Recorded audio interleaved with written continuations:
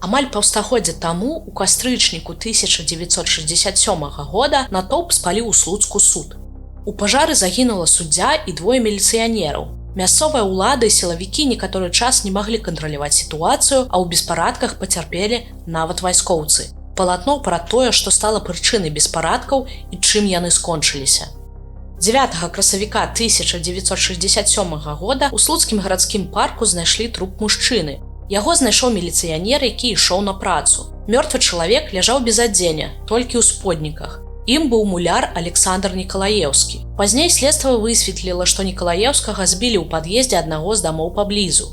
Сведкі сцвярджалі, што мужчына зайшоў п'яным у пад'езд, а адтуль яго кулакамі выгналі Леонід Сыцько і Геннадзь Гапанович. Судмедэкспертыза падкрэслівала, што Нікалаеўскага задушылі. Геннадзь Гапанович быў членам КПСС, дэпутатам гарадскога савета і загадчыкам аддзела культуры гарвыканкама, чалавекам у горадзе вядомым і значным. Праз гэта цікавасць да судовага працэсу была павышаная, але ў публічную прастору інфармацыя пра суд амаль не трапляла. У горадзе хадзілі чуткі, што мясцовая ўлада спрабуе выгарадзіць свайго чалавека, якім быў Гапанович. Пра другога абвінавачванага Леоніда Сыцько, які даводзіўся Гапановичу сваяком, быццам бы і забылі.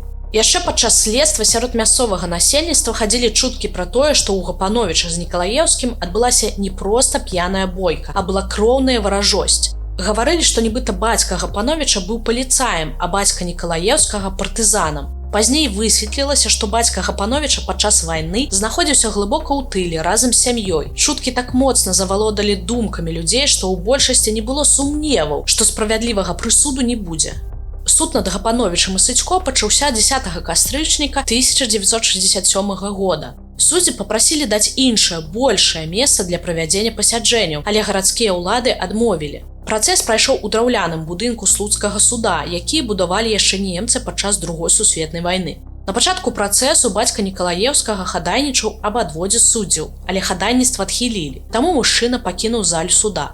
Пад будынкам суда сталі збірацца людзі. Спачатку іх было каля 50, але з кожным днём колькасць павялічвалася. 11 кастрычніка на другі дзень суда натоўп патрабаваў выдаць забойцу Нікалаеўскага, каб здзейсніць самасуд. Натоўп крычаў: «Камуніст забойца, дайце нам душагуба, патрабуем справядлівага суда». Да 3-го дня судовага пасяджэння натоўп павялічыўся да 3000. 12 кастрычніка Гапановича прывезлі на суд не аўтазакам, а на машыне хуткай дапамогі. У той дзень адзін з арыштаваных у следчым ізалятары спрабаваў скончыць жыццё самагубствам, таму яго на адзіным у горадзе аўтазаку павезлі ў Мінск. Людзей абурыла і тое, што Гапановичу дазволілі прыехаць на суд у касцюме. Аднак гэта тлумачылася патрэбы, каб сведкі, якія бачылі збіццё Нікалаеўскага, адразу ж не паказалі на Гапановича ў турэмнай робе. На 3-й дзень суддзі скончылі пасяджэнне раней, але гэта не перашкодзіла натоўпу надалей патрабаваць выдачы абвінавачванага на самасуд. Яны паспрабавалі нават адбіць яго ў канваіраў, але не атрымалася. Да будынка суда накіравалі вайскоўцаў і яшчэ больш міліцыянераў, каб не дапусціць беспарадкаў, якія ўсё роўна адбыліся. Каб вывесці суддзяў, сілавікоў і Гапановича з суда, у пратэстоўцаў пусцілі слёзатачывы дым. Людзі, у сваю чаргу, закідалі сілавікоў камянямі і палкамі. Па некаторых дадзеных у сутычцы пацярпелі каля 80 сілавікоў, па іншых каля 40. Падчас сутычкі з сілавікамі пратэстоўцы некалькі разоў спрабавалі падпаліць драўляны будынак суда пры дапамозе бутэлек з бензінам. Усе спробы аказаліся няўдалымі. Увечары некалькі чалавек змаглі прабіцца ў суд, разліць у ім бензін і падпаліць. У будынку суда згарэла суддзя Галіна Алексеева.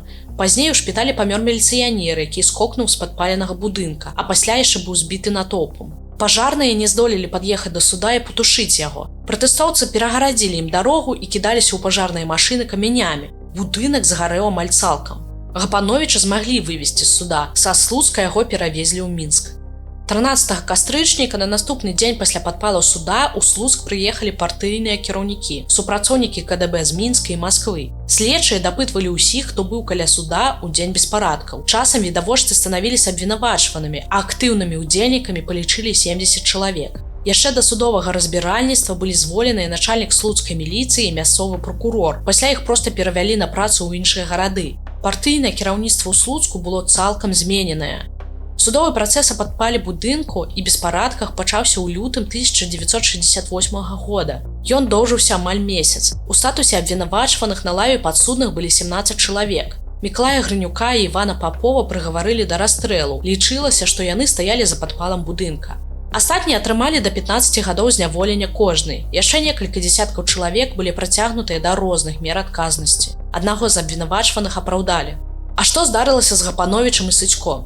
Геннадзя Гапановіча і Леаніда Сыцько працягвалі судзіць за збіццё Нікалаеўскага не ў Слуцку. Гапановіч атрымаў 8 гадоў зняволення, сядзеў у турме пад Оршай і на вольным пасяленні. Пасля вызвалення жыў у Баранавічах, памёр сваёй смерцю ў 2006 годзе. Сучаснікі успамінаюць Геннадзя Гапановіча чалавекам, які любіў культуру. Ён пісаў вершы, друкаваўся ў раёнцы і буйных выданнях Беларусі. Пасля яго смерці засталіся рукапісы і ненадрукаваныя вершы. Дарэчы, Гапановіч нават пісаў верш пра Кастуся Каліноўскага. Судовае разбіральніцтва над Гапановічам і Сыцько так і не дало адназначнага адказу на пытанне, хто з іх забіў Нікалаеўскага. Ёсць меркаванне, што Геннадзь Гапановіч стаў разменнай манетай у гэтай гісторыі, а падпал будынка суда і беспарадкі ў Слуцку паказалі, што нават савецкі рэжым не мог спыніць народны гнеў. Дзякуй, што былі з намі, гэта палатно і наш аповед пра падпал слуцкага суда. Стаўце лайкі, падпісвайцеся на нас і расказвайце сябрам. Далей будзе яшчэ цікавей.